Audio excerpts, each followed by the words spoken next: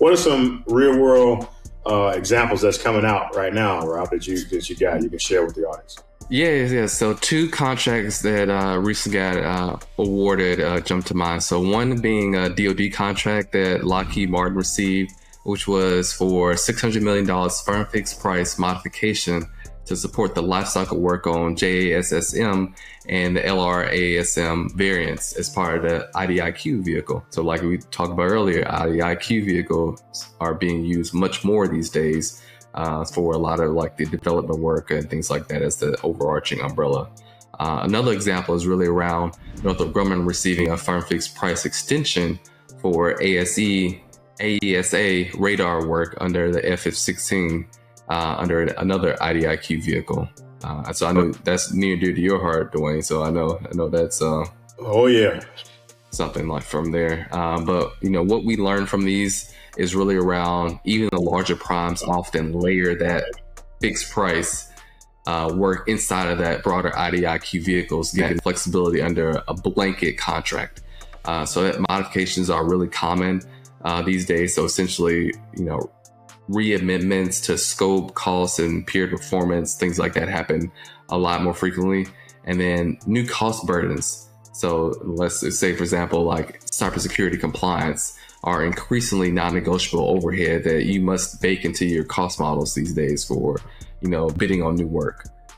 Absolutely. And Rob, what kind of future trends or evolving models that's happening as well? 5 future trends that I'm seeing that's worth discussing a little bit further. So outcome and availability contracts that will proliferate as systems become networked and instrumented. Digital twinning, like we've always heard from the customer, and predictive analytics will allow contractors to better forecast risk and performance, shifting more accountability to the actual contractor. So that's something the government loves. More modular architectures. So that you could carve out contract lines more cleanly and manage that interface risk, and increase oversight and compliance costs. So cybersecurity, export controls, supply chain scrutiny will shape how much you bid. So getting a better understanding of those costs up front is going to be paramount to future contract awards. And then lastly, hybrid public-private funding models. So the big push for the government these days is they want stuff commercial off the shelf. So you want a plug and play model.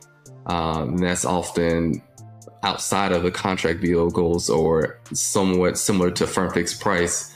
That's creeping into a lot more defense procurements these days from the government and the customer. So that's something to be very highly aware about. Absolutely. The COTS has showed up in the last 4 contract proposals I've been a part of this year alone. So it is a real thing. That, as well as the oversight with the compliance for cybersecurity and export control is doing, as well as, and from an export perspective, what's your rare earth mineral plan, all those things. That's something that's causing a lot of increased oversight. We got to make sure of to protect the technology that's coming out, particularly on the defense side.